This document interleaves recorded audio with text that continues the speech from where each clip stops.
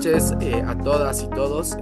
Es un gusto tenerlos acá en el último conversatorio de lo que es la Red Alumni, a la cabeza justamente de Ildani Sierra como presidenta, Matías Araujo, Guido Masi de Paraguay, nuestro compañero de Perú, que debe ser tacaño, como dicen acá, que me olvido siempre su nombre, y mi persona.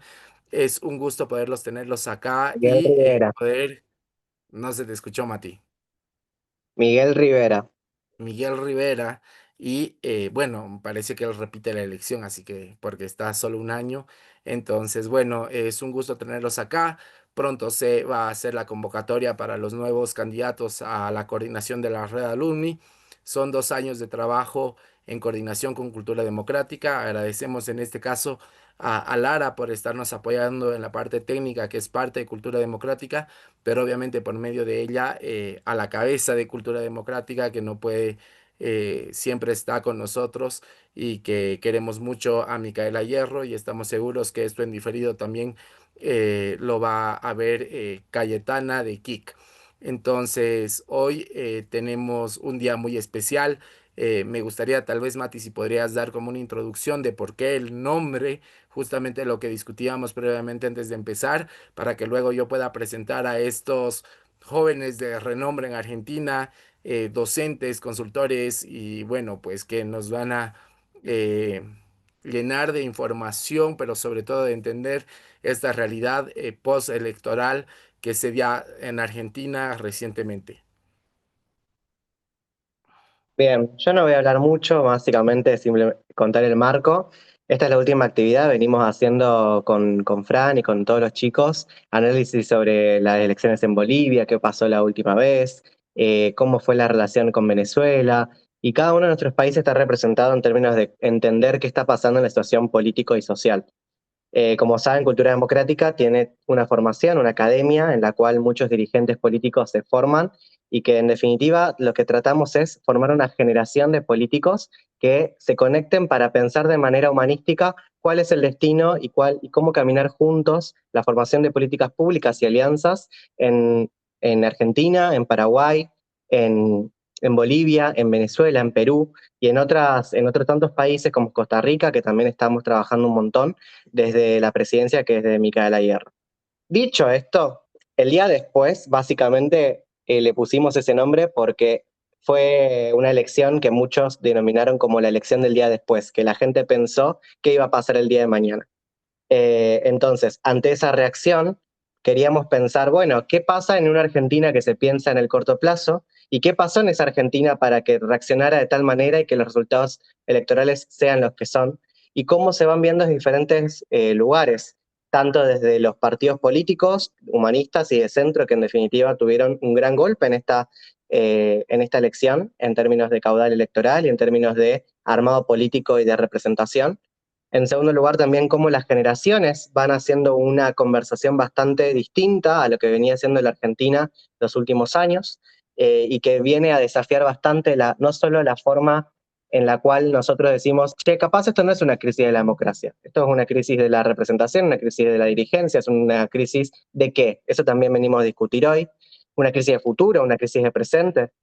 Y también lo que nosotros queríamos sobre todo plantear es, bueno, cómo camina el mundo hacia este escenario en el cual Argentina no deja de ser parte de ese proceso global que estamos viviendo y que estamos también interactuando con los diferentes fenómenos y acontecimientos que tienen que ver con las guerras, con los procesos de las guerras comerciales, entre tantos otros que no queremos dejar pasar porque son parte de, por ejemplo, muchas de las manifestaciones que tuvo el presidente Donald Trump con respecto a las inversiones que se van a hacer o no en nuestro país, o por ejemplo, cómo impactan el marco de inversiones, por ejemplo, una guerra comercial con China o la llegada de la apertura de las importaciones y las exportaciones o al comercio internacional. Dicho esto, no los quiero aburrir más, después seguramente yo les aburro un toque reflexionando con ustedes, pero con este marco te dejo, Fran, nuevamente para que presentes a nuestros invitados. Bueno, agradecer a Mati. Creo que es importante recalcar que cada que hablamos de un país es el modera el colega vecino, pero quien hace todo el tema logístico de tener a los invitados y demás es el anfitrión del país, que es parte del consejo coordinador de la Red Alumni. Así que gracias, Matías.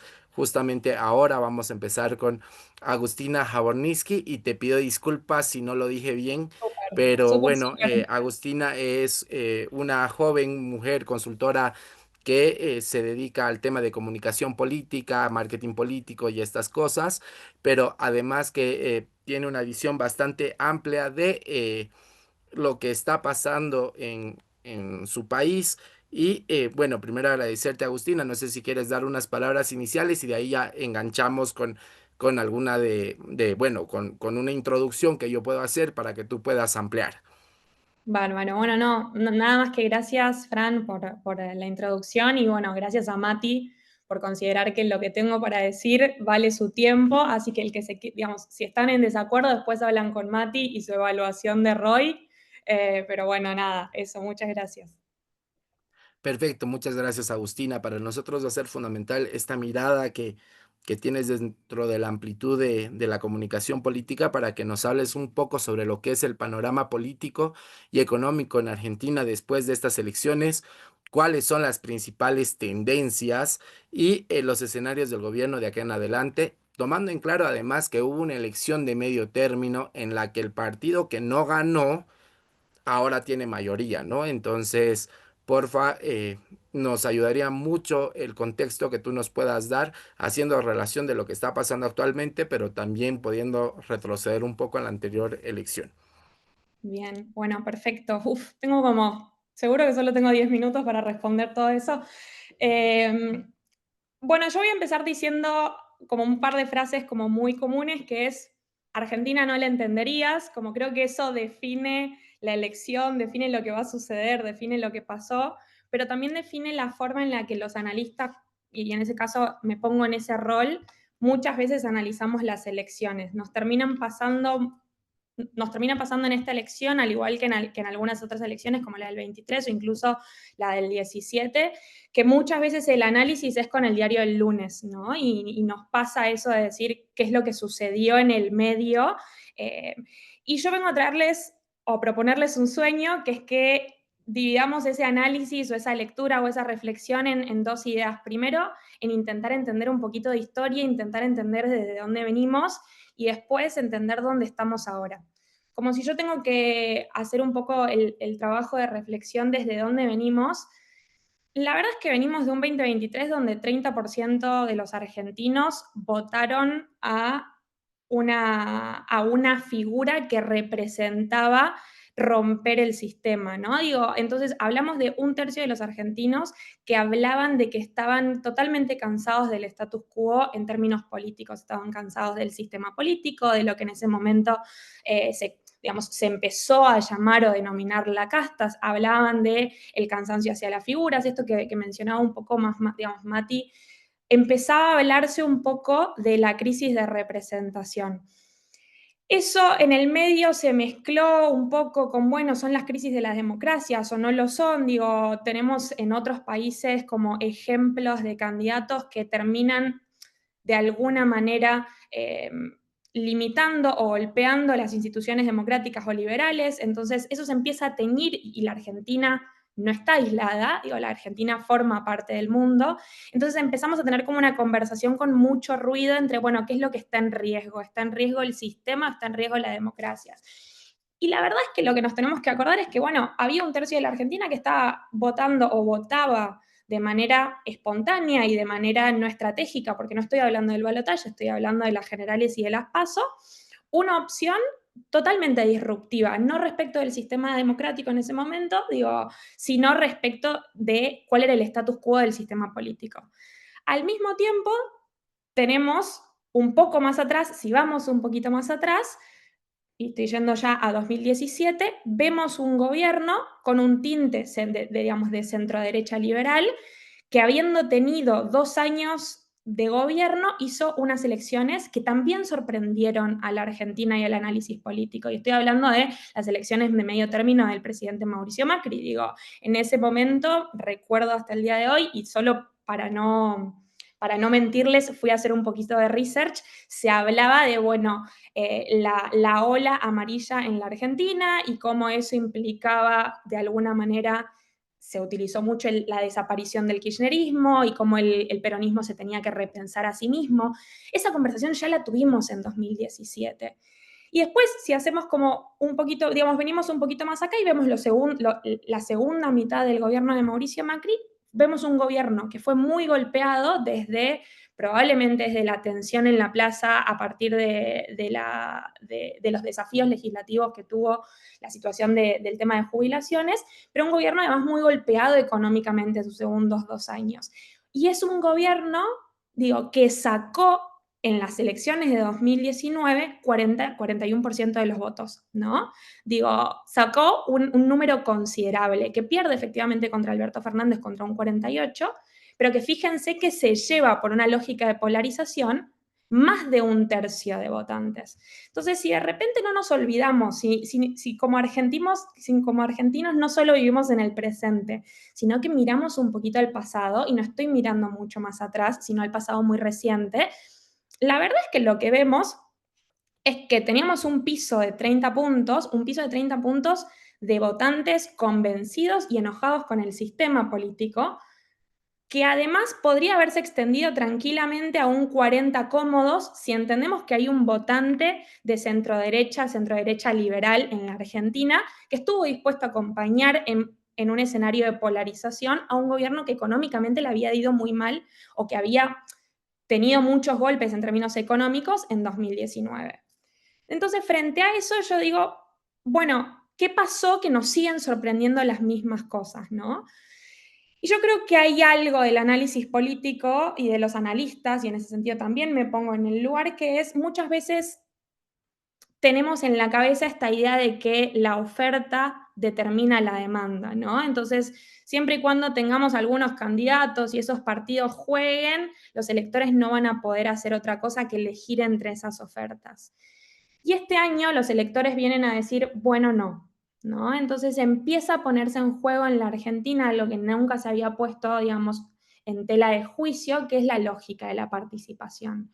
Lo que empezamos a ver es electores mucho menos convencidos con el sistema, que empiezan a casi, les diría, jugar con la posibilidad de no ir a votar, de que no ir, digamos, de no participar de los comicios sea una opción, incluso con la memoria histórica y el hábito histórico de los argentinos de participar de las elecciones.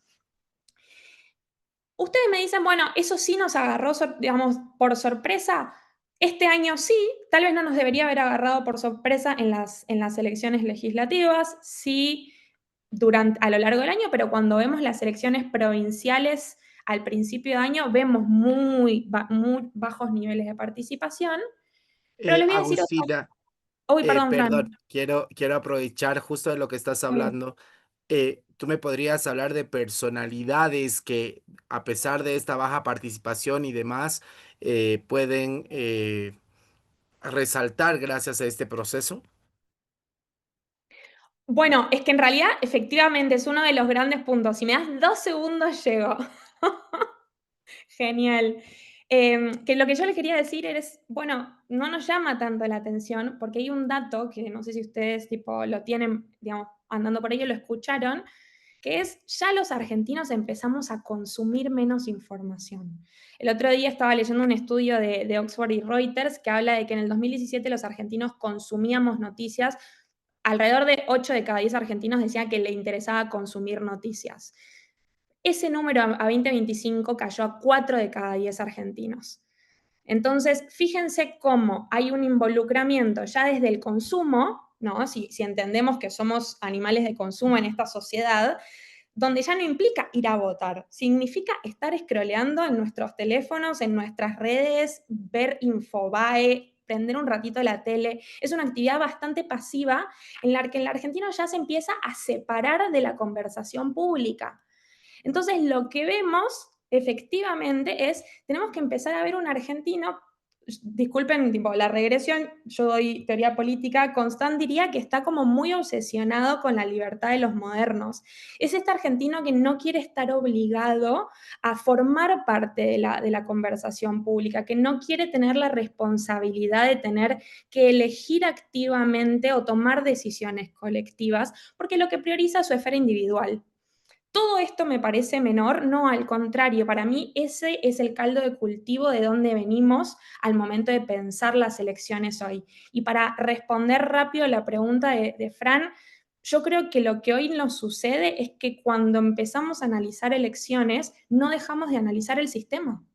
No dejamos de analizar si los candidatos que pone el peronismo o los candidatos del oficialismo o si el PRO y las alianzas logran poner candidatos, digamos, que llamen la atención o si esa alianza les puede funcionar al oficialismo para lograr más bancas en el Congreso. Y nos olvidamos de un actor que cada vez está siendo más poderoso porque decide retirarse de la escena. Entonces, de alguna manera, lo que nos está diciendo ese actor importante, que es el elector, es mi atención y mi movilización tiene un precio. Y ese precio es cada vez más costoso.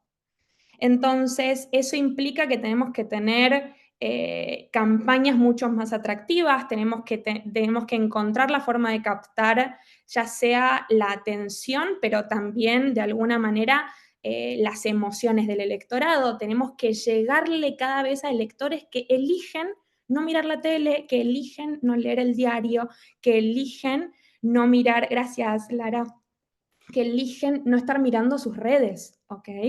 Entonces, frente a eso, pasan dos cosas que lo traía Adriana hoy, que lo que empezamos a ver son campañas y elecciones que vuelven a, de alguna manera, a enfocarse de dos maneras en el electorado.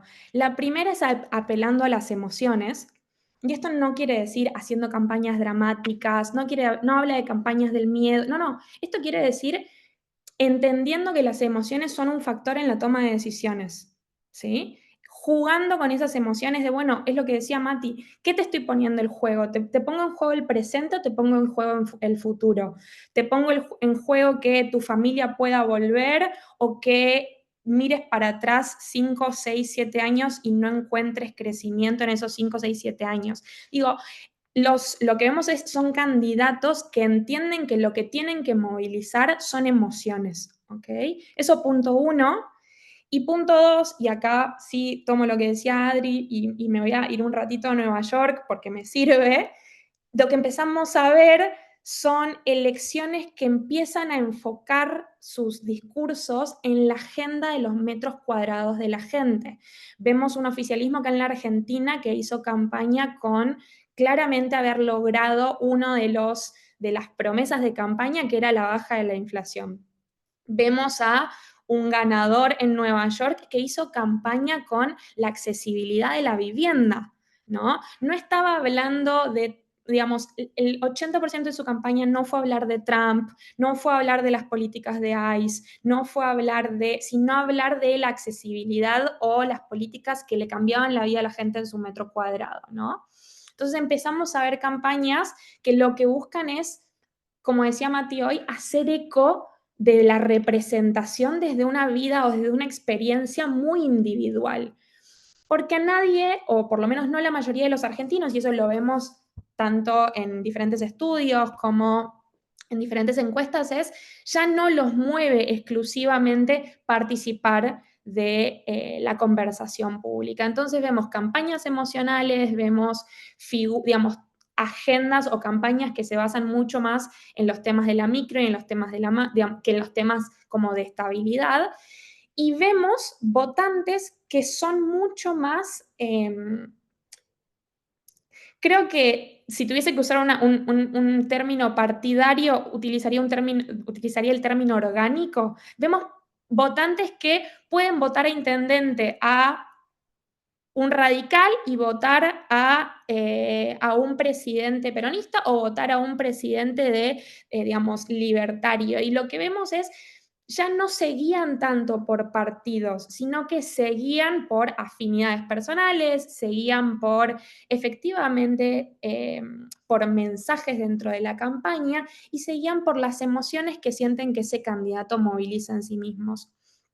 Entonces, como para no robarles mucho más tiempo, creo que tengo un solo minuto según un minuto más según mi cronograma, creo que la pregunta es, bueno, ¿a dónde vamos? No vengo a responder esa pregunta, vengo a ser parte de la conversación con ustedes, pero sí creo que hay una lógica de movilización de movilización y mensajes en las campañas que venimos viendo no solo en las legislativas argentinas, sino también de manera internacional, que no me acuerdo quién lo decía hoy, creo que lo decía Fabi, que lo que nos muestra es que lo viejo sigue funcionando, ¿no? El cara a cara sigue funcionando, el timbre sigue funcionando, recorrer con gente, con voluntarios, hablando con la gente sigue funcionando.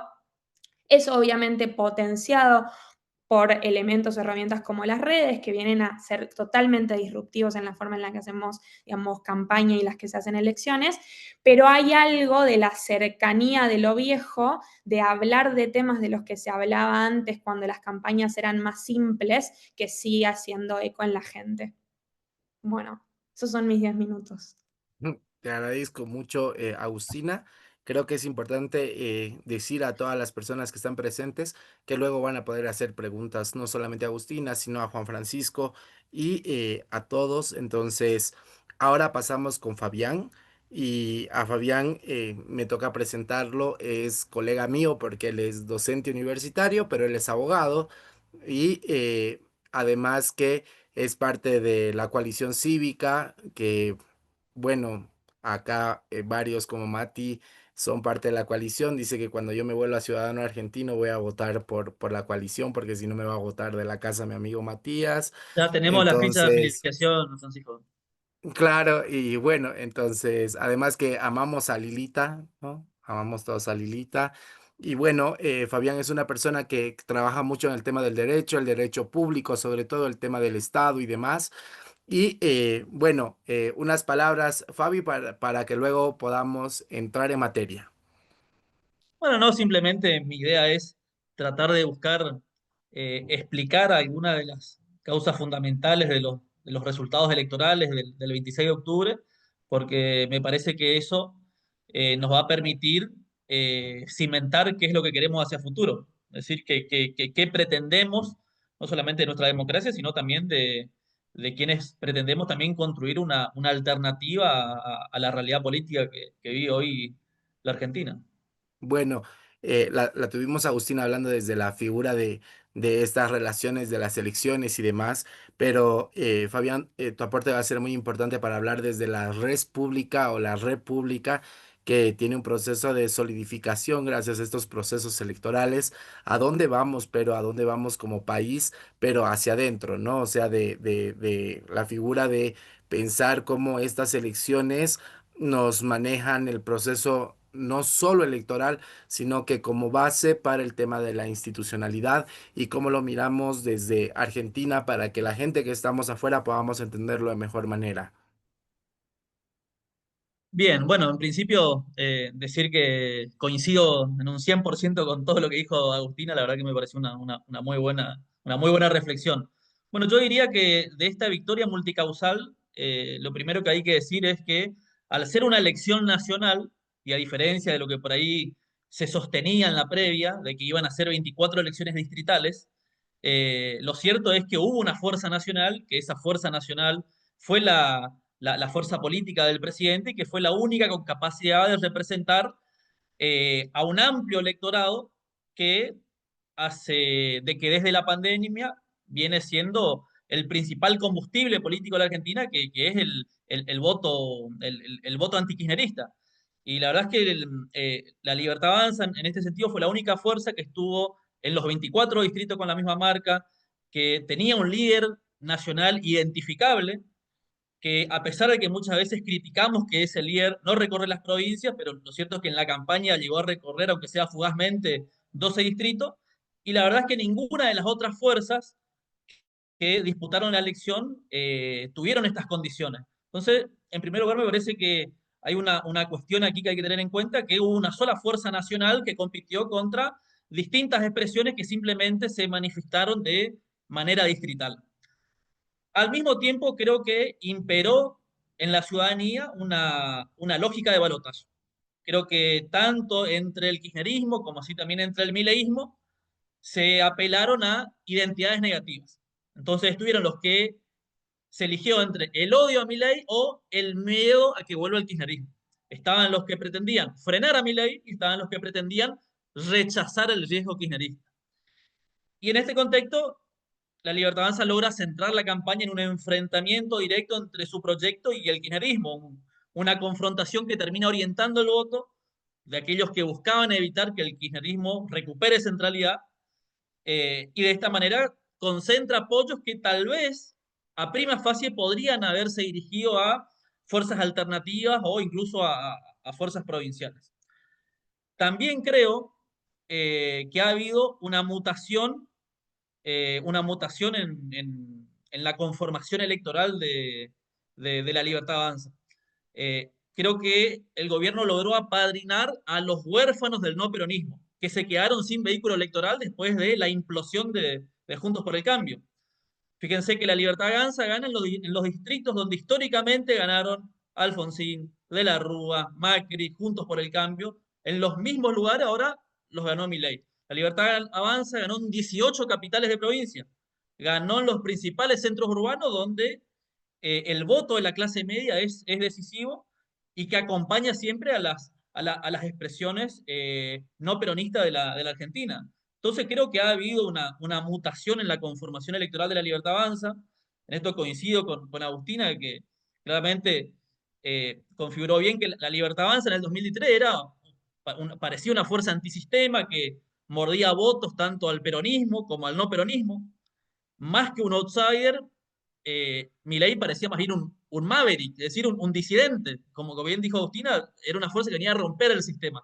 Pero ahora, en cambio, pareciera que está ocupando un espacio tradicional en el electorado argentino que es el del votante no peronista. Entonces, ahora Milei es un insider y que está terminando de absorber a una parte del sistema y particularmente a quien últimamente venía articulando con mayor fuerza ese electorado que era el PRO. Por eso yo creo que la incorporación de Santilli ahora al gabinete no es un acto de apertura, es un acto de cooptación política. Es el mismo acto de cooptación política que en su momento hizo el kirchnerismo respecto al dualdismo. Es decir, en este sentido, Milei se muestra como un político clásico y de manual y no tanto como el outsider del 2023. ¿Cuál era la primera regla que Maquiavelo le proponía al príncipe? Deshacerse de aquellos que le ayudaron a llegar. Y creo que eso es específicamente lo que el presidente está haciendo precisamente con el anterior presidente, con Mauricio Macri. Y creo que también hay que entender que desde la pandemia, como ya dijimos, el antikirchnerismo es el combustible político más potente del país y que una parte importante de la sociedad, mucho más del 50%, le está diciendo a los dirigentes que los quiere bien lejos del kirchnerismo, que no los quiere ni siquiera a mitad de camino. Y eso, por supuesto, ha hecho imposible que se pueda ofrecer una alternativa más moderada, una alternativa más de centro, más racional, que claramente ninguna expresión pudo llegar a ocupar ese lugar de manera firme. Creo que el presidente también ha sido un poco astuto en las últimas 2 semanas de campaña, donde ya no insultó, ya no se refirió a los opositores como mandriles, degenerados fiscales, ya no nos acusó de ñoños republicanos, ¿no? Y aplicó más bien un manual clásico de campaña, se mostró un poco más moderado, recorrió algunas provincias y pareciera que fue como un águila de dos cabezas, es decir, sigue transmitiendo la personalidad del outsider del 2023 para seguir sosteniendo su núcleo duro, pero al mismo tiempo dio algunas señales de moderación para sobre todo poder captar el voto blando del balotaje del 2023. Lógicamente, la elección no es un cheque en blanco, como creo que no es ninguna elección, pero que la renovación es una suerte alguien ha dicho, una suerte de crédito con plazo fijo. Tiene el valor de la revalidación del rumbo para el gobierno, pero también creo que hay muchos votantes y creo que hay estudios que sí lo demuestran, que lo apoyaron con ciertas reservas. Y aunque el ajuste, un ajuste que en muchos casos es injusto, de baja calidad, aplicado por la administración, termina por repercutir en la vida diaria, pero que claramente cuando la memoria cercana del 2023, que terminó con un 211% de inflación, y la comparación con la actualidad de un 31%, creo que da cierta sensación de que hay un rumbo distinto y creo que las elecciones funcionaron como una recompensa hacia eso. Y por supuesto que hay que señalar el respaldo financiero de Estados Unidos, el apoyo de Donald Trump. No es que Donald Trump le sume votos a Milei, creo que es más bien la sensación de estabilidad que le da al gobierno tener de aliado la mayor potencia del mundo, sobre todo en una sociedad que está traumatizada por las tempestades cambiarias. Es decir, la ciudadanía a mitad de camino creo que no quiere que al gobierno le vaya mal, creo que ha votado cierta certidumbre en el presente, es decir, vota para que las cosas estén tranquilas, para que no se dispare el dólar, para que no se dispare el riesgo país, sabiendo que el presente no es bueno, sabiendo que el presente no es el mejor, creo que terminó votando para que la cosa no siga empeorando. Sobre todo porque ya sufrió el desquicio de 4 presidencias kirchneristas. Entonces me parece que el desafío que viene es convertir ese respaldo en mejoras visibles para la vida cotidiana sin que aumente la desocupación y sin que se agote el financiamiento externo, cosa que se va a hacer difícil de sostener, pero que creo que esa confianza que mostró la sociedad rápidamente se puede ver debilitada en un escenario de alta volatilidad como es el de la Argentina. Pero la elección le ha servido al gobierno para sostener su escudo legislativo.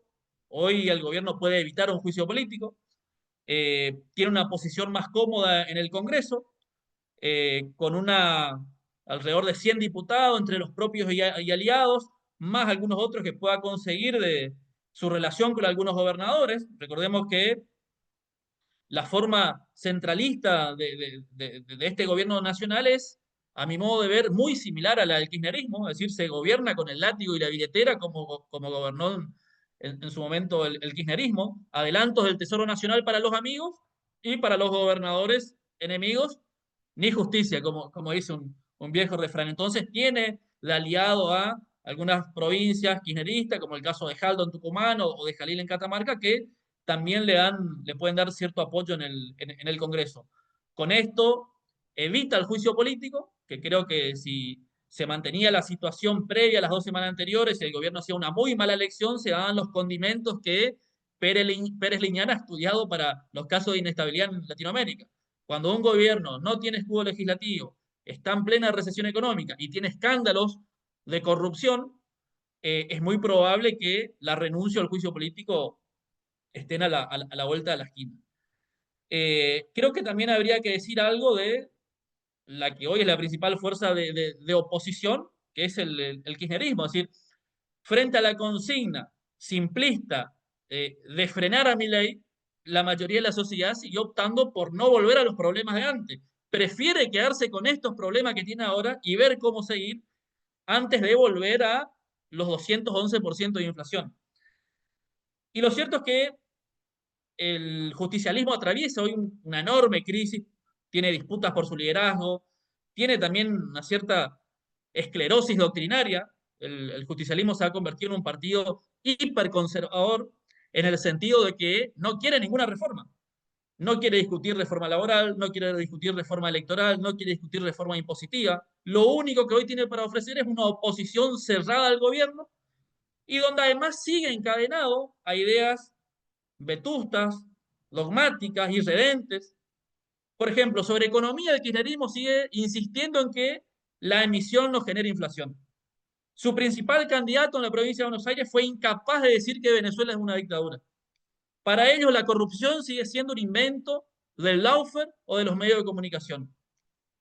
La inseguridad, o mejor dicho, los delincuentes son víctimas sociales de la sociedad y por lo tanto solamente se trata de un problema social.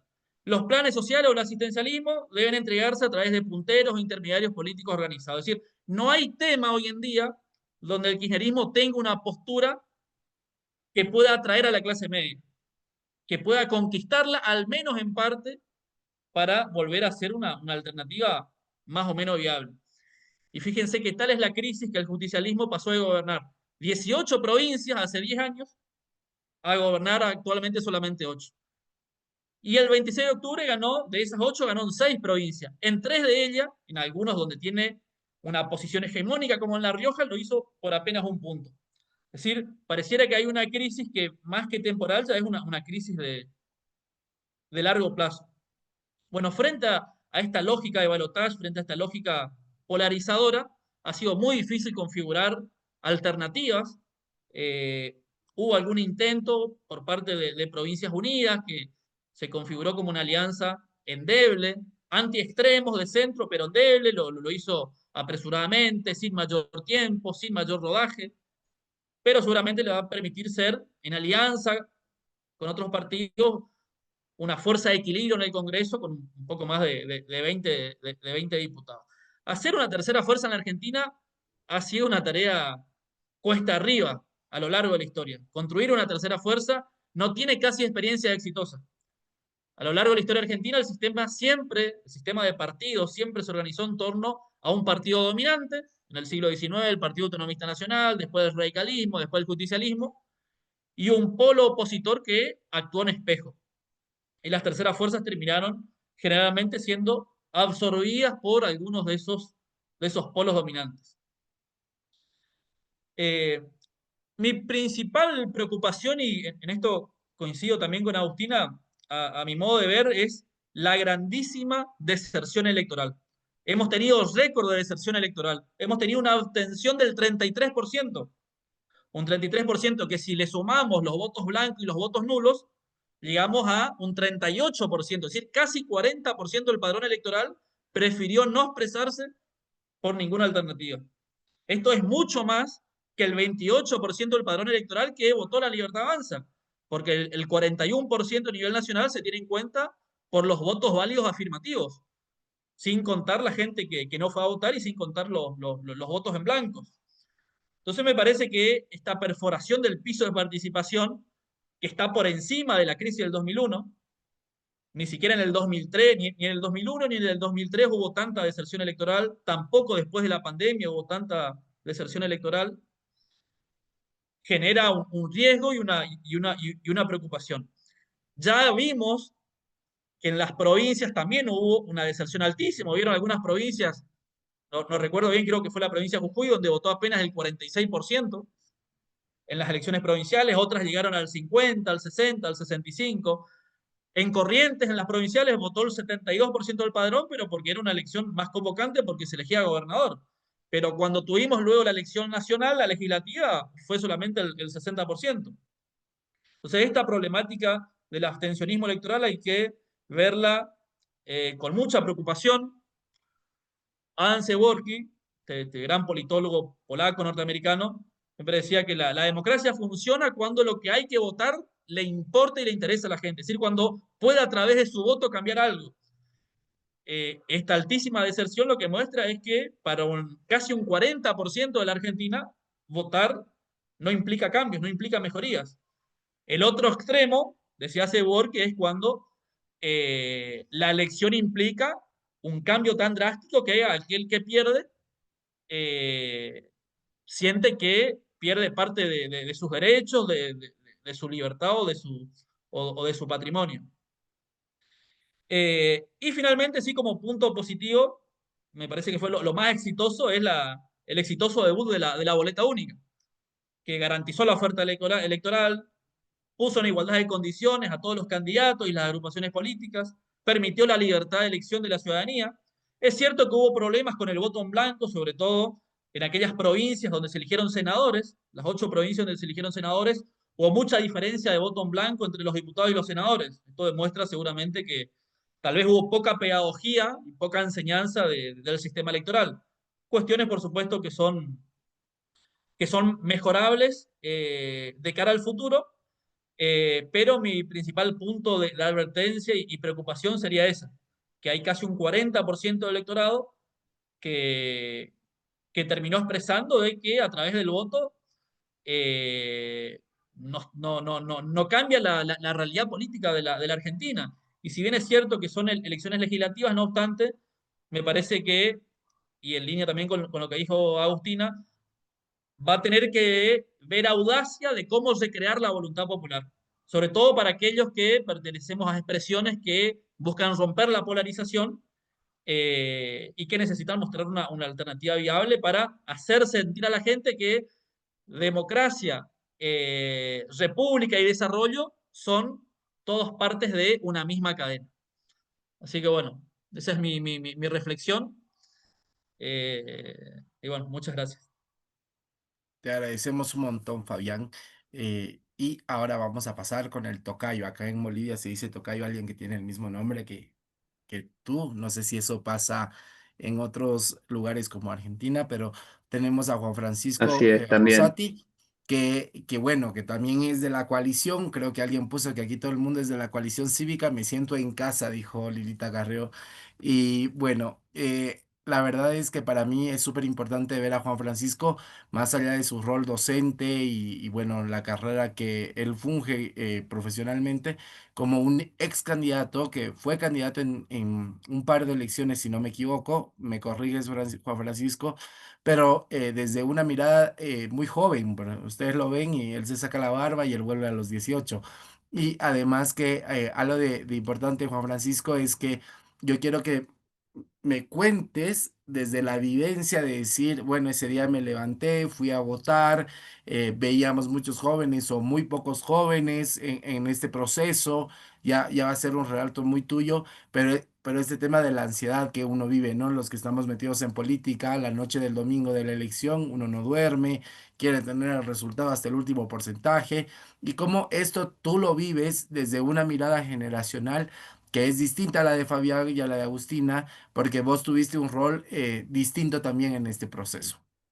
Y bueno, escuchamos también que te querrás presentar y bueno, con decir Francisco ya uno dice mucho también. Bueno, gracias Fran. Primero que nada, celebrar este espacio porque si bien todos acá tenemos un recorrido con los resultados que tenemos, creo que las pocas seguridades que nos quedan es que no hay tantas certezas y en estos espacios de encuentro, diálogo y reflexión como que vamos sacando en limpio algunas ideas. No, primero que nada me hago eco de las cuestiones que decían Fabi y Agus porque son clarísimas y coincido muchísimo, es más, da miedo de ser repetitivo, algunos de los puntos que tenía pensados los voy a pasar bastante rapidito. Pero sí que capaz quería traer esa perspectiva que decías vos, Fran, desde un lugar un poquito más de cómo se lo experimentó desde la política partidaria, al menos desde acá en la Ciudad de Buenos Aires, que a veces tiene el sesgo y el vicio de proyectarse nacionalmente y pensar que lo que pasa acá en la capital es lo que pasa en todo el país y bueno, capaz en el ida y vuelta, después Fabi nos pueda contar también un poco de la experiencia ya en Corrientes. Eh, y fue, a ver, yo vengo de ser candidato en las elecciones locales de mayo y las elecciones nacionales que transcurrieron ahora. Lo primero que puedo decir que fue una cuestión distintiva que nos descolocó ahora en octubre es que la calle se sentía distinta, pero me animo a decir que hasta para bien. 2023 fue un año en donde se sentía muchísima apatía y, y en mayo todavía eso persistía. Este octubre y los meses que lo antecedieron de campaña nacional, algunos nos llevábamos alguna impresión que si bien eh, la calle estaba vacía para lo que son los años electorales y eso más que nada partía de que los distintos espacios políticos no nos animábamos o algunos principalmente no se animaban a salir a la calle a hacer política porque no estaba claro qué mensaje se quería llevar adelante. Eh, Mismo el oficialismo en la ciudad de Buenos Aires básicamente no hizo campaña territorial y tuvo un resultado abrumador. Eh, Comenzaba a formarse otro diálogo con la ciudadanía. que después, al llegar los resultados de las elecciones el domingo, cualquier proyección de optimismo que eso nos podía dar se derrumbó. Pero de ahí yo creo que podemos sacar algunos aprendizajes que se repiten con lo que decía Agustina y Fabián, que, que yo fui ensayando en el ida y vuelta con varios compañeros, y el primero es que se repite una constante que creo que nos permite después ir abriendo algunas variantes y entender todo, pero es, bueno, lo que en las primeras clases de la facultad nos enseñan como la navaja de Occam, y es como que la explicación más sencilla es a veces la más acertada, y es que a veces tapados por los análisis más elaborados, nos olvidamos que en Argentina razonablemente prima lo material y lo inmediato sobre las cuestiones simbólicas y las perspectivas de largo plazo.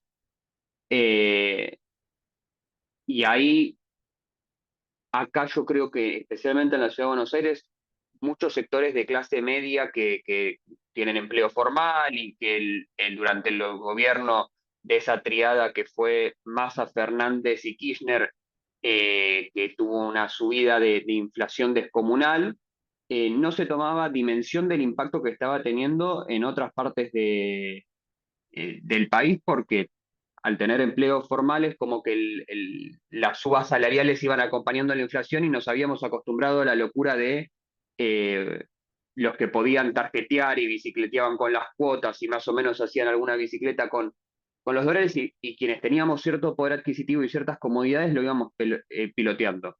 Pero en los sectores más medios, bajos y bajos, la inflación fue abrumadora y muy destructiva. Entonces, eh, el gobierno tuvo un enorme éxito que, como decían antes, fue la baja de la inflación, una baja de inflación notoria y muy rápida, muy acelerada. Yo siempre digo, hace 3 meses voy al supermercado y el litro de leche lo pago lo mismo.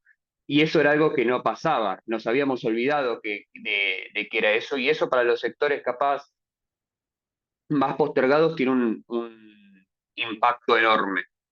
Eh, ¿Y cómo me he hecho esto con la cuestión de las cuestiones más bien simbólicas?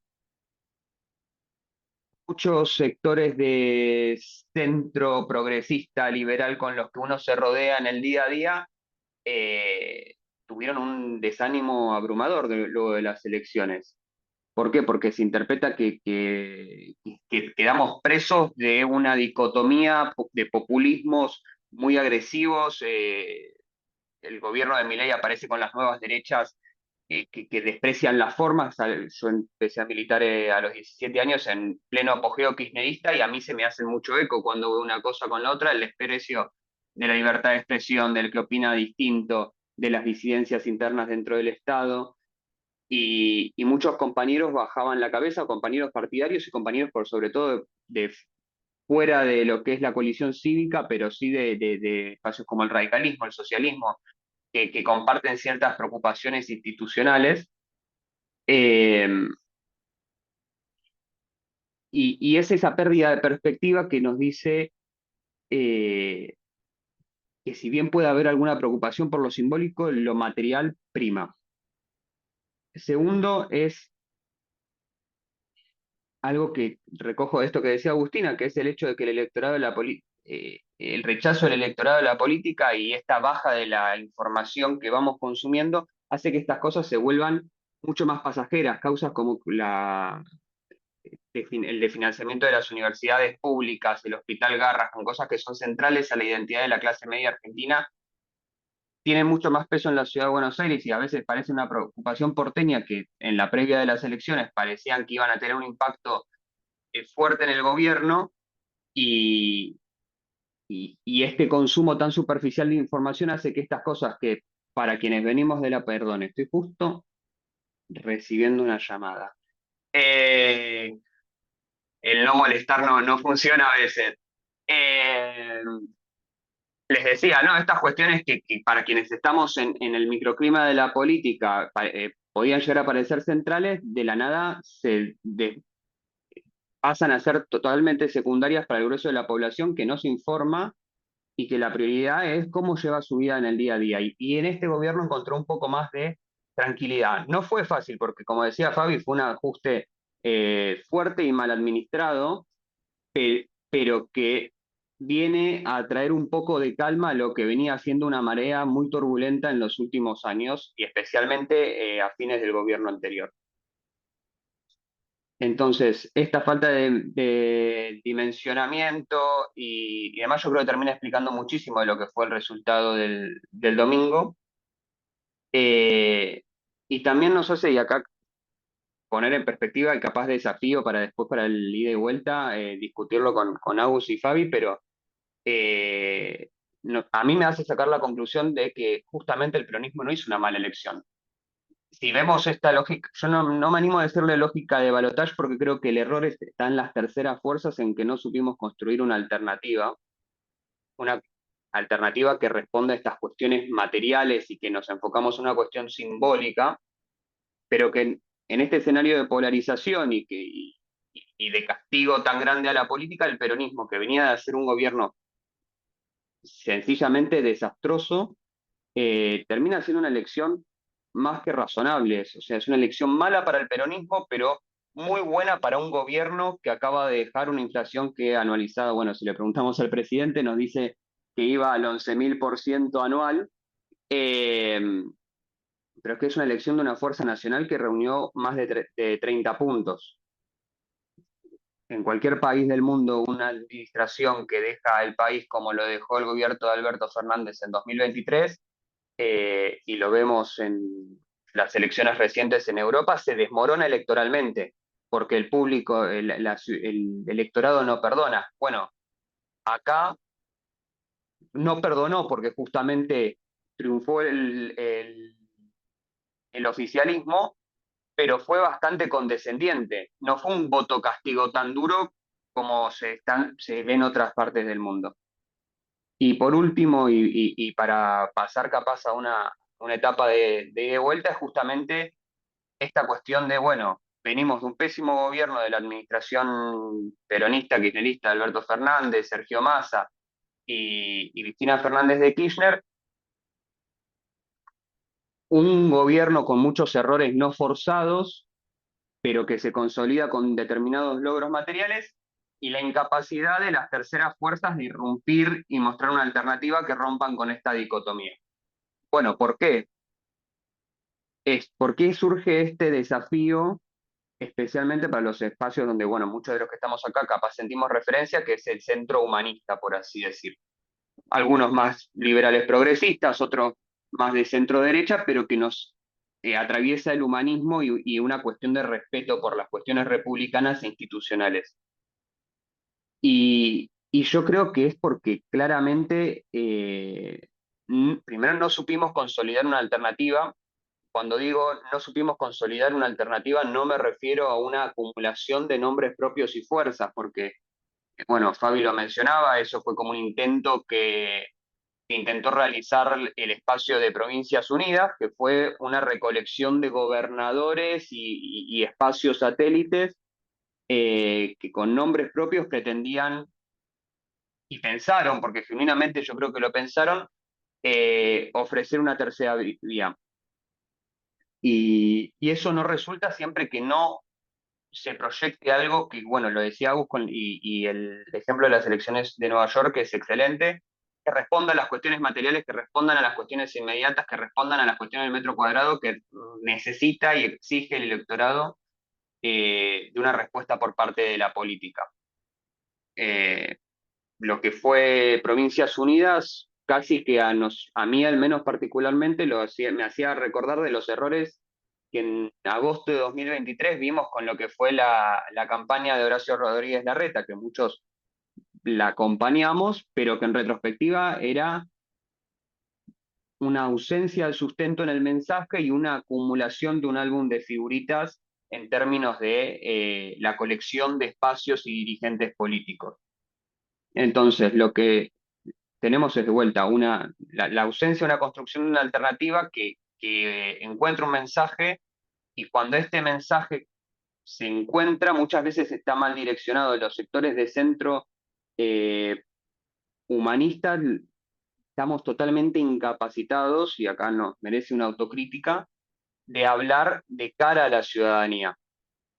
Todo lo que hemos logrado construir en términos de mensaje es un mensaje que lamentablemente es ombliguista y le habla casi exclusivamente a la política y el establishment político. Nos hemos detraído en esta preocupación nuestra por las cuestiones institucionales y republicanas de identificar las cuestiones materiales que necesitan ser abordadas por parte de la ciudadanía. Ahí, a miedo de ser autorreferencial y nostálgico, pienso en lo bien que sorteaba este desafío Lilita Carrió cuando conformaba el área ya por 2020, 2003, que sabía bachear esas cuestiones y hablaba de la cuestión institucional y de la corrupción que tenía el gobierno menemista y de la alianza, pero también reconocía la crisis humanista que tenían los argentinos y aparecía con propuestas como el ingreso ciudadano a la niñez o el ingreso ciudadano a la vejez y unificaba esas dos preocupaciones en una respuesta coherente. Eso es algo que nosotros hoy no estamos sabiendo articular,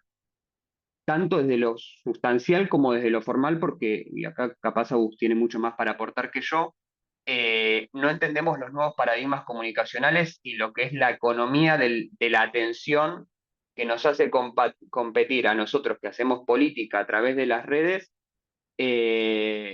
con lo que sea, el recorte de un compilado de goles de Messi en la selección y el recorte del último stream de moda, y la política de vuelta de golpe se vuelve muy poco atractiva para los ojos pasajeros que están presos del algoritmo. Más para nosotros que tenemos un pudor enorme a caer en el espectáculo y en el ridículo. Entonces me parece que es un buen espacio este para ver cómo con seriedad se afrontan esos desafíos Juan, y se empieza a romper. Perdón, ya te dejo, Fran. Sí, no, te quiero hacer una pregunta. Justamente tú hablas de este tema del espectáculo. Yo sí, tenía una pregunta para hacerla después, que la había coordinado justamente con Matías, pero en la anterior elección legislativa veíamos a una candidata que hacía un spot publicitario sobre el tema este, o sea, era un tema de cabaret, ¿no? Afuera de la Casa Rosada y por ahí. Entonces, yo creo que cuando tú hablas de, por ejemplo, de las redes sociales, el tema de que el espectáculo te lleva, tal vez, no sé si esta persona fue electa o no, la anterior elección, pero Cintia hoy Fernández, ¿no, chicos? sí, creo que sí. Y la verdad es que ahora lo que yo quiero saber es si hubo este nivel de espectáculo también entre los candidatos a parlamentarios y demás, o se superó. Y se superó porque, bueno, yo soy un chico niñero de Telefe, es decir, Telefe yo veía que cebollitas chiquititas y demás, pero el espectáculo siempre estuvo en Showmatch y Tinelli y demás, pero cuando yo vi este video yo no lo podía creer, entonces ahí va mi pregunta, ¿qué tipo de espectáculos son los que vimos con los que tú puedes decir, bueno, pucha, esta la superó a Fernández? No, no, mira, hay un chiste que se lee mucho en Twitter que es que los argentinos no reconocíamos el rol social que cumplía Tinelli en contener ciertas personas dentro del mundo del espectáculo y que esa gente hoy merma en la política. Muchas que hoy vedettes y artistas, vamos a decir, que hoy ocupan mayoritariamente las listas de La Libertad Avanza, pero que también de otros espacios. Mirá, me sirve, me parece interesante este ejemplo que traes vos porque Cintia Fernández justamente no ingresó en aquella elección al Congreso. Y eso, bueno, al menos es un alivio, pero al mismo tiempo nos permite ver por qué.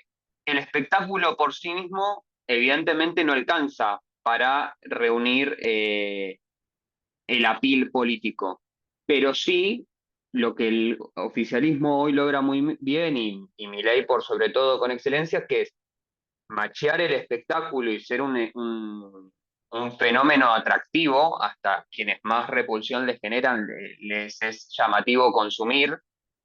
Lo mismo pasa con personajes como Donald Trump, eh, pero que al mismo tiempo trae consigo un mensaje político que puede gustarnos más o menos, pero que apela a la emocionalidad de los electores.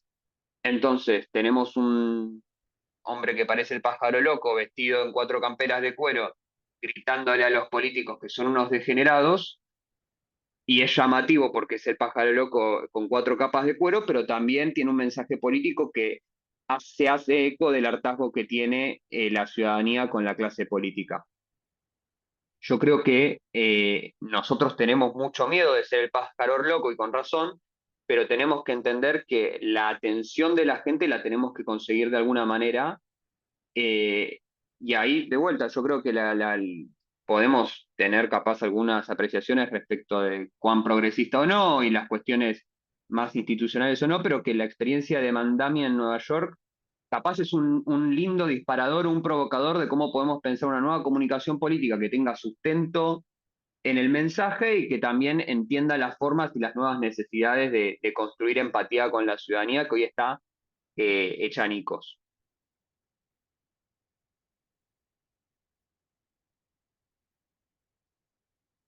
No se te está escuchando, Fran, me parece. Sí, perdón. Sí, ahora quiero pasarle la palabra a Mati, porque bueno, a mí me divierte esto de escuchar a Mati, que tiene una mirada muy distinta, o sea, hace política como todos ustedes, pero Mati entiende esta lógica también de decirle, y cómo lo viviste y cómo lo hiciste en el anterior streaming, en el de Bolivia, me dice, y Fran, ¿vos qué hiciste? ¿No? Y yo era así como, estaba trabajando en la misión y puchi, me salieron los resultados y vi un discurso y lloré y no sé qué, ¿no? Entonces...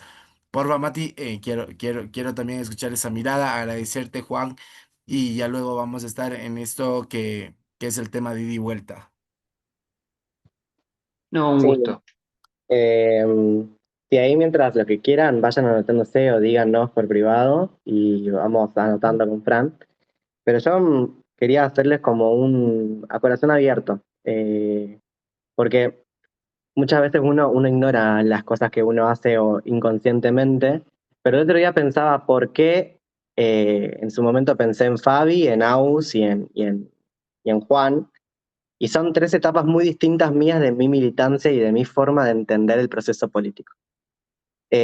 Con Fabi arranqué a militar, es como un padre para mí. Con Aus fuimos compañeros, si bien no militamos, pero compartimos la esencia de poder discutir política juntos en el trabajo y como amigos, y yo la considero una amiga. Y con Juan fue como la compartí esta última parte generacionalmente, que fue la campaña de Patricia Burch y Horacio Rodríguez Larreta, y esta última parte también de un ciclo que para mí fueron 10 años que que se clausuran de alguna manera. Para mí fue un fin de ciclo.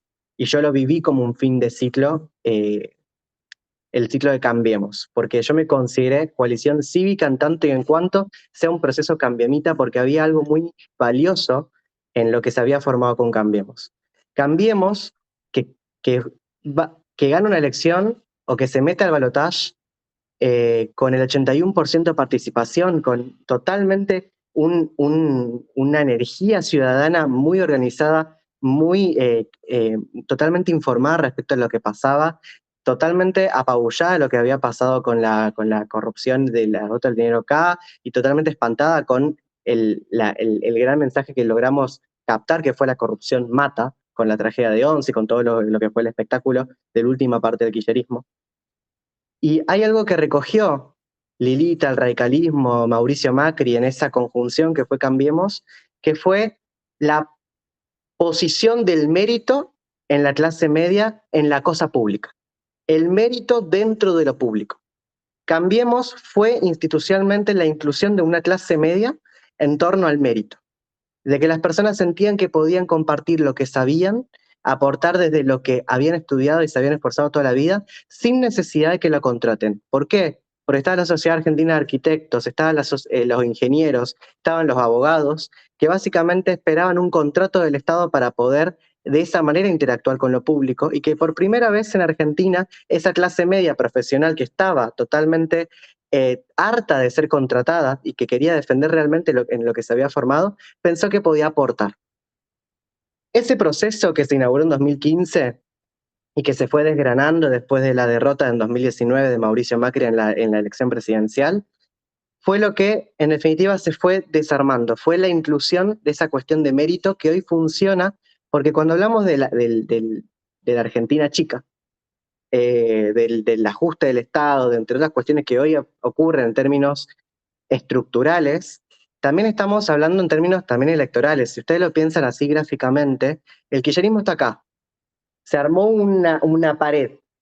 Acá estaba la clase media profesional y acá estaba otro extremo de la sociedad que, como decían, ocupaba tradicionalmente ese canalizador de la centro-derecha del país.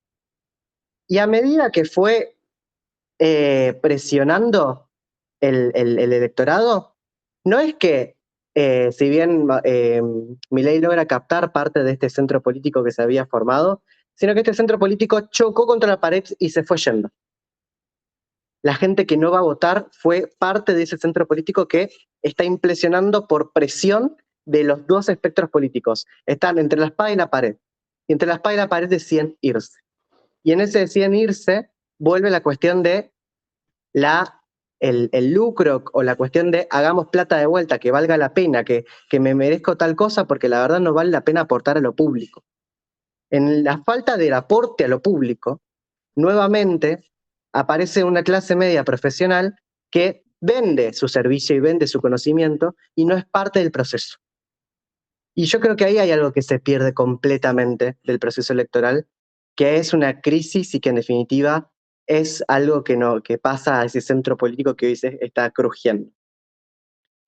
Es un fin de ciclo porque en la Argentina chica, donde la clase media profesional se siente fuera de vuelta y forma parte de lo que se contrata y no de lo que forma parte del aporte hacia pensar la Argentina grande, hace que la política esté habitada por personajes que sean capaces de comprar, que sean capaces de poder cooptar. Y en ese sentido, hay un choque de fuerzas por el cual, para mí y en lo personal, hay una crisis dirigencial, porque no solo faltó dirigencia y faltó liderazgo a la hora de poder acompañar a que el proceso de la clase media no se vaya nuevamente hacia el abstencionismo, sino que al mismo tiempo hubo una crisis dirigencial en términos de no dar lugar y no permitir una renovación política dentro de los propios espacios políticos, que lo que hizo fue dinamitar por completo la conducción. Entonces, hoy tenés personajes de 60 siendo candidatos de vuelta, que son líderes que ya están en su ocaso, y no hay líderes de 50, sino que directamente pasamos a los 40. Y de los 40 pasamos a los 20, los de 30 también se fueron. Entonces, hay dos generaciones caóticas y quemadas que se fueron del espectro de participación política porque vieron arruinada una carrera, una trayectoria. Y que eso, en mi opinión, y lo hago desde el corazón, es, che, hay mucha gente que se siente apenada y se siente frustrada con un proceso en el cual sentían que se perdió una oportunidad de poder cambiar las cosas. Entonces, como se perdió esa oportunidad de cambiar las cosas, me voy y en ese me voy que me compren de vuelta o que me traigan de vuelta. Y creo que vamos a estar en esa discusión en términos de desafíos generacionales, políticos y comunicacionales. ¿Hasta qué punto se compra? ¿Hasta qué punto se puede dirigir? ¿Y hasta qué punto se puede convocar desde un lugar en el cual la calidad de tus políticas va a depender de la calidad de tu militancia necesariamente? Porque en el fondo lo que va a ocurrir es tu capacidad de poder dialogar con ese sector que en definitiva es el motor de la generación de Estado y que hace la cuestión del valor de la cosa pública y la cosa de lo común.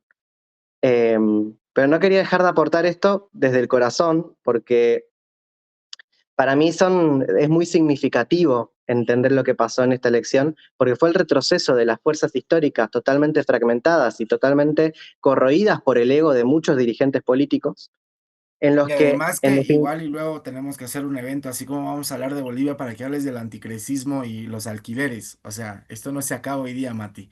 Bueno, vi que Adriana tenía la mano levantada como tal, pero creo que ella quiere hacer un comentario más que una pregunta. y está Gastón Entonces, también.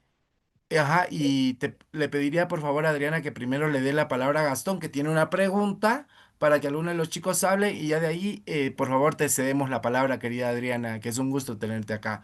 Por favor, Gastón, tenés la palabra. Hola, hola, ¿se me escucha? ¿No? Con eco, pero se escucha bien. A ti se te escucha. Ya, gracias, gracias. Bueno, sí, bueno, antes que nada felicitarlos a los tres, los estaba escuchando atentamente.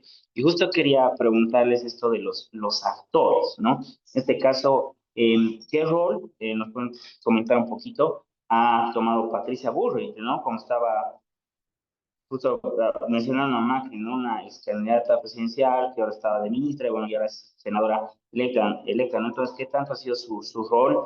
Y tan, por un lado de Patricia Bullrich y también por el otro quería ver si nos podían comentar un poquito de Kicillof, ¿no? En Buenos Aires, que vi que él estaba, ¿no? Teniendo este rol protagónico en las pasadas elecciones, ¿no? Hace un par de semanas en Buenos Aires y ahora, ¿cuál fue el rol, no?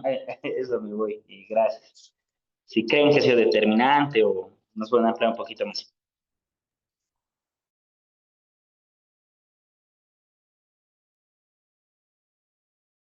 Eh, Nos peleamos Quien para contestar quiera ahora. responder, tiene el micrófono abierto. Yo no me peleo, toda suya, chicos. Fabián, Juan, les dejo el escenario. O sea, creo que Agustina sería la más objetiva acá. Claro, yo tengo un sesgo importante. Sí, también. Me Bueno, puedo yo hacer doy cargo de solo ese sesgo, si mis no. dos, o sea, solo mis dos comentarios, o sea, digo digamos, a la pregunta de Gastón, creo que era. Perfecto, a la pregunta de Gastón.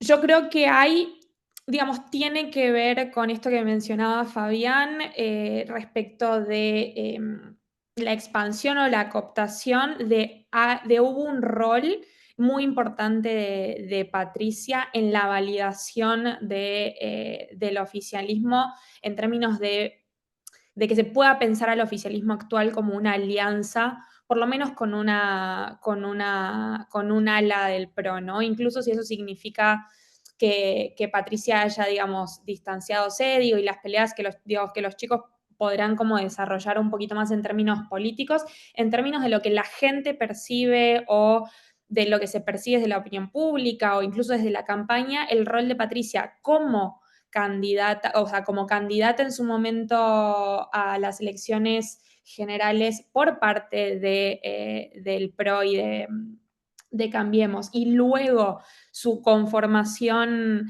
hace que la gente, digo, entienda que hay una alianza digamos, que todavía por lo menos parte del PRO la quiere mantener. Y hay algo, si se fijan, de personajes como Diego Santilli, como todos los participantes, como Silvia Los Penato, que hoy acompañan muchas medidas del oficialismo, incluso en la legislatura, que lo que terminan haciendo es, aunque no lo digan en voz alta, digo, o aunque no se hable necesariamente de una alianza, que terminan acompañando o garantizando cierta gobernabilidad gracias a otras fuerzas o la participación de otras fuerzas. Hoy, lo que sí vimos en el armado de las listas, en un rol de liderazgo secundario, ¿no? Digo, porque digamos, no lideraron el armado de listas claramente a lo largo del país.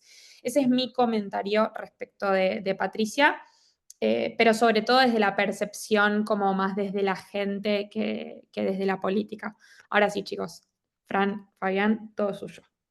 Bueno, yo voy a graficar un poco, si me permiten, esto que decía Agustina con una anécdota personal, porque me parece que en retrospectiva como que es muy simbólica del estado de las cosas actuales. Apenas se dieron las elecciones de octubre de 2023 y se sabía que Milei iba a enfrentarse en el balotaje con Massa. Varios de nosotros, y me parece que me tocó compartirlo con Mati, estábamos en el recuento definitivo de las elecciones, contando voto por voto para saber la cantidad de diputados. Y bueno, ya sabíamos que Patricia no llegaba al balotaje, pero voto por voto. Y se podría decir que había una intención de sostener con vida, al menos por parte de algunos, lo que supo ser Juntos por el Cambio. Y en ese transcurso del recuento definitivo sucedieron dos cosas. Al segundo o tercer día salen las noticias cuando volvemos de almorzar que Luis Petri y Patricia Bullrich se habían reunido con Javier Milei y habían anunciado su apoyo, en consulto con las demás fuerzas de Juntos por el Cambio, a la fórmula de Javier Milei y Villarruel para las elecciones del balotaje.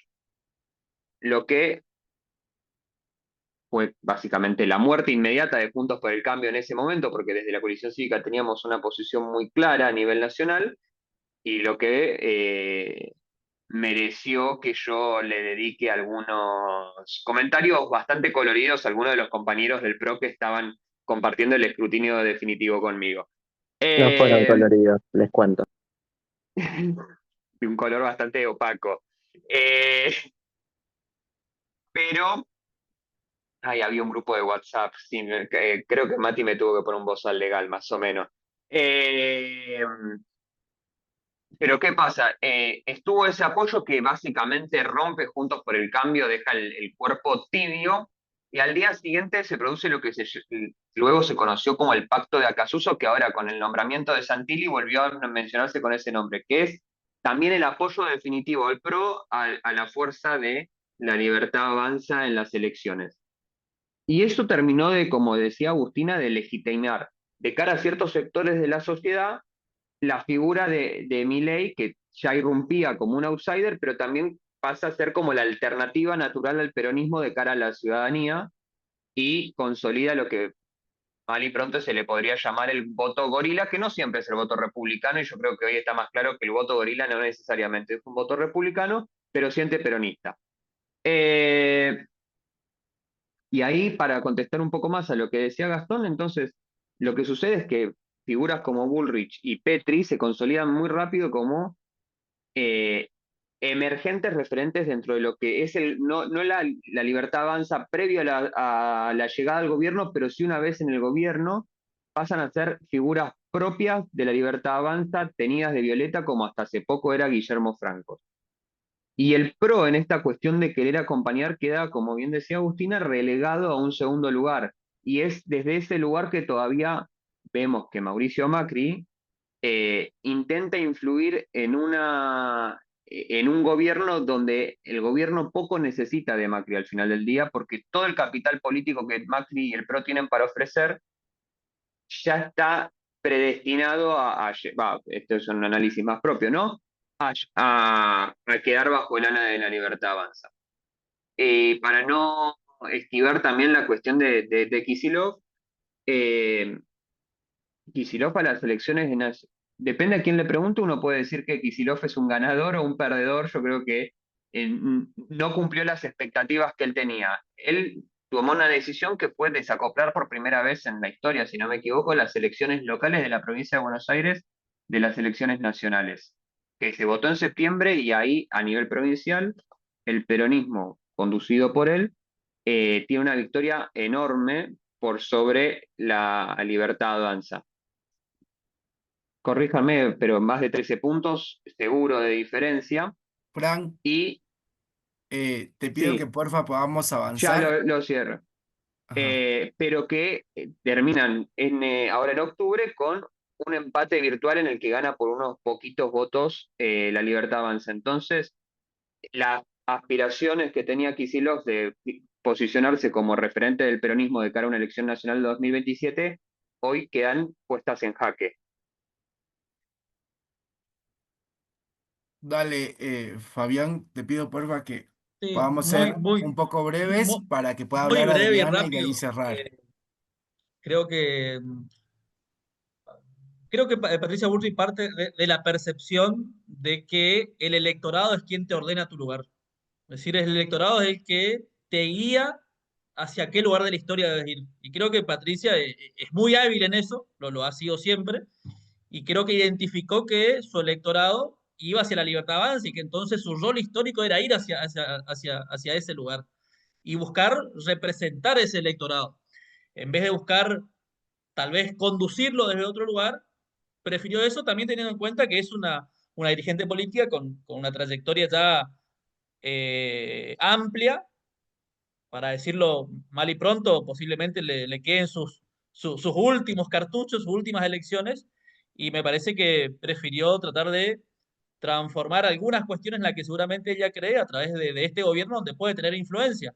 Y para eso, bueno, no le importó romper Juntos por el Cambio, que era una opción superadora, al menos a los ojos de muchos de nosotros, y prefirió ocupar ese rol. Bueno, Y Fabi fue respecto a mucho más Kicillof, lo diplomático que único que yo. diría que actualmente es una suerte de primos interpares, no llega a ser un líder. Tal vez si hubiese ganado las elecciones nacionales de la provincia de Buenos Aires, hubiese conducido la campaña, así como Milei recorrió algunos distritos, él para consolidarse como líder nacional debería haber hecho un poco lo mismo. No lo hizo, no lo quiso hacer, creo yo, tal vez previendo una posible derrota que lo deje fuera de juego.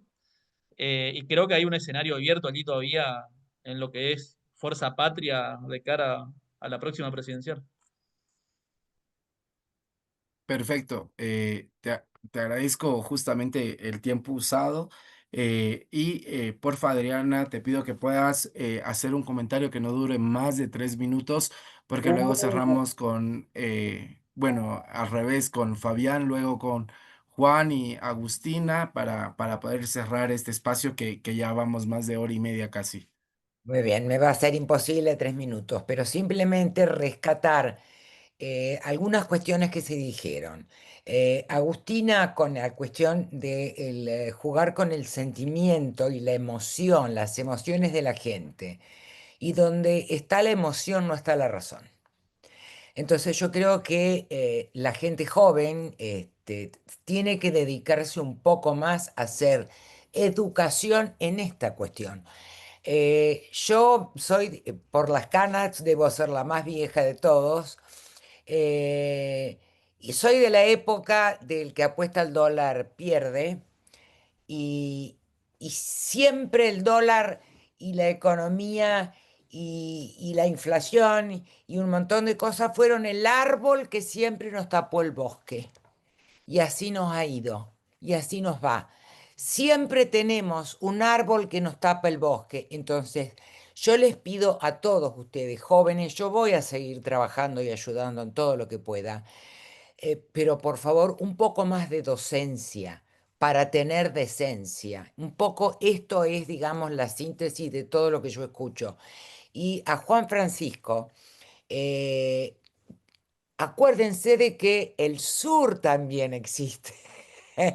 Porque, a ver, si bien no movemos el amperímetro, y es cierto que Buenos Aires, provincia con ciudad, son casi la mitad de la elección, nosotros también les proveemos, y más hoy, les proveemos al país todo. Les estamos proveyendo lo más importante. Tenemos muchísimo para dar y se olvidan de que existimos.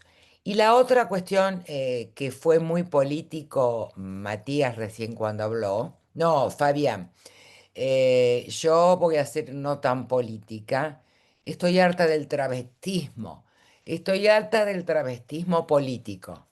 El primer travestido político, y no sé si se acordarán, fue el doctor Borocotó, el pediatra, en la época de Menem, que gana por la UCR y de pronto, de la noche a la mañana, aparece como diputado de Menem. Quedamos todos horrorizados porque no existía tal travestismo eh, público. Y resulta que ahora nos travestimos todos los días, No, no. Yo tuve que hacer campaña en el 21, en Juntos por el Cambio, a la Diputación, estando con Patricia. Hice campaña en el 23, en el 21 con Tortorielo, que ganamos. Yo no tuve banca. En el 23 con Capozzi, que también ganó. Yo no tuve banca por la coalición cívica, no alcanzó la banca.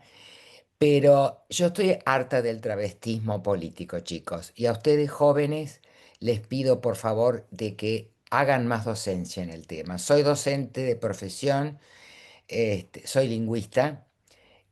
Manejen mejor las palabras para atraer a la gente. Agustina, especialista en esto, por favor, basta. Basta porque, a ver, tenemos que encontrar un centro fuerte. No podemos estar viendo cómo las antípodas se van transmitiendo el poder o peleando el poder para tener siempre un árbol, insisto, que nos está tapando el bosque, porque hoy estamos con un árbol que nos tapa el bosque. Eso es simplemente la reflexión que quería hacer, no sé si me exhibí. Gracias. Agradezco mucho, Adriana, tu palabra para nosotros es súper importante, porque tenés una mirada adulta, pero que puede trabajar muy bien con esta mirada de gente joven que se está involucrando en política como tú vienes siendo involucrada durante tanto tiempo. Para cerrar, les voy a pedir que utilicemos el orden inverso. Por favor, Fabián, una frase, algo corto, y lo mismo para luego Juan Francisco y después Agustina, agradeciendo de antemano desde Cultura Democrática, sobre todo de la Academia de la Red Alumni y nosotros la coordinación, mandar un saludo fraterno nuevamente a nuestra presidenta, y también a Micaela Hierro de Cultura Democrática, y agradecer también a Lara por todo este trabajo. Así que, Fabián, empezamos contigo, luego con Juan Francisco y de ahí Agustina. No necesito darles la palabra y bueno, te pido, Matías, que des unas palabras de cierre. Bueno, muy bien, muy breve y rápido, siguiendo un poco lo que decía Adriana, creo que falta ese rol pedagógico que deben cumplir los partidos políticos, falta fomentar más la libertad como participación. Hoy Agustín hablaba de la libertad de los modernos, que es la retirada un poco hacia lo privado. Bueno, hay que volver a redescubrir la libertad republicana, que era la libertad de los antiguos, o al menos una conjunción equilibrada de esas dos grandes libertades que nos va a permitir defender la comunidad, defender la ley, defender la constitución y al mismo tiempo defender nuestros derechos individuales. Creo que de esa conjunción va a poder salir algo positivo y creo que es lo que va a identificar también a un centro político, racional y republicano. Gracias, Juan Francisco. Sí, primero que tranquila Adriana, que muchos ahí tenemos presente al sur que va a ser como el motor de desarrollo si tenemos suerte para la Argentina en los próximos años. Yo además tengo familia que le tengo mucho cariño allá. Eh, en la línea de lo que dice Fabi, lo que decía Mati antes, eh, yo creo que el gran aprendizaje que tenemos es cómo construimos y hacemos docencia y comunidad por sobre todo, o sea, yo creo que tenemos que recuperar algo que en la Argentina perdimos, que es el sentido de comunidad y perder el ombliguismo y el egoísmo y que la salida es con los que tenemos al lado, tanto de lo electoral y de abajo para ahí arriba, pero también de la construcción y ahí yo tengo como misión para los próximos años capaz algunos que se quieren escapar del foco de lo público, traerlos de vuelta un poco a regañadientes, pero convencido del aporte enorme que pueden hacer para pensar una Argentina que sea justa, republicana y libre. Gracias, Juan Francisco. Agustina, cerramos contigo. Bien, yo voy a hacer eco de lo que dijo Adriana y al mismo tiempo lo viene diciendo Hobbes desde mucho tiempo, que es las pasiones sin guía nos llevan a la locura y que el hombre está hecho tanto de pasiones como de razón, pero sí traigo a este espacio, porque me parece importante, un desafío, que es, creo que no nos tenemos que olvidar que vivimos en un mundo donde las herramientas de comunicación, incluso las redes sociales, llevan a esto que decía Fran de la disminución de la atención. Entonces, lo que tenemos que lograr es una atracción desde la pasión, que me parece que, digo, si alguno pesca, es como el ganchito ese de los... Yo no pesco claramente, si no sería como un anzuelo, digo, exacto, como el anzuelo adecuado para poder de alguna manera empezar a sumar a la gente al debate público. Luego de que esa atracción y ese enganche y esa conexión se logre, que digamos, en el último tiempo se ha demostrado que esa conexión tiende a ser más emocional, volver a llevar a la gente al debate, digamos, al área del debate público y al área de la conversación y enseñar la riqueza de la conversación a partir de ahí. Porque si como políticos o como referentes o como analistas decidimos decir, bueno, no nos, digamos, nosotros no entramos en la conversación, es muy probable que nos terminemos quedando afuera y eso sería una pena porque va a haber mucha gente que se va a perder la riqueza de la conversación pública. Entonces hay que encontrar una forma, como decía hoy Fran, de volver a encantar a la gente con el debate y con la conversación argumentada en este mundo y en esta realidad donde pareciera que las emociones nos están llevando un poco a la locura a veces, ¿no? Pero nada, esa es mi última reflexión. Perfecto, muchas gracias. Cerramos contigo, Mati, y ya nos vamos. Bueno, como les contábamos al principio, esta es la última actividad, salvo que Fran haga algo más, del Consejo Coordinador de la Red Alumni de la Academia. Y muchas de las cosas que nosotros también venimos pensando y que venimos reflexionando en cada uno de los espacios es que ante todo somos humanistas. Y en ese sentido, muchas veces, cuando uno es institucionalista, pero también es humanista, se casa con la institución y se pierde en el ser humano. Y la verdad, hay muchas de las cosas que nosotros tenemos que empezar a comprender y empezar a tratar de actualizarnos o, en definitiva, discutir en que, che, volvamos al ser humano, porque de ahí podemos sacar muchísimas nuevas instituciones, podemos hacer valer las instituciones que ya tenemos, y que en definitiva, explorar la pasión tiene que ver con entender la razón de las pasiones también. Eh, que ahí hay un punto mucho más fuerte para poder explorar en el siglo XXI, en un siglo que se propone más volátil, pero que en definitiva viene a tratar de ser lo más status quo posible. Eh, Creo que es una reflexión linda para poder nosotros también en los cursos de economía y en los cursos que vamos a tener más adelante de filosofía y que tiene toda la oferta académica de la academia, que podamos volver a reflexionar también respecto a, che, cómo nosotros pensamos estos desafíos como generación a futuro y cómo en definitiva nosotros vamos dialogando entre los diferentes países. Hoy, si bien tuvimos una mayoría argentina, cuando charlamos con los chicos de Patria Querida de Paraguay, de Red Ciudadana en Bolivia, de los movimientos regionales, sobre todo de Arequipa Presente y Futuro, como incluso los primeros Justicia y el Partido Demócrata Cristiano en Costa Rica, incluso Ciudadanos en España, que es un partido que hoy en día está en una crisis mucho más profunda que lo que estamos acá presentes. Tenemos una discusión muy noble que dar, que es en definitiva volver a reinterpretar el sujeto que nosotros siempre quisimos abordar y que en definitiva es volver a hacer que la República sea algo viable, como decía Fabi, en un contexto democrático, de desarrollo y que en definitiva pueda mirar a la cara a las personas y prometer y darle un futuro.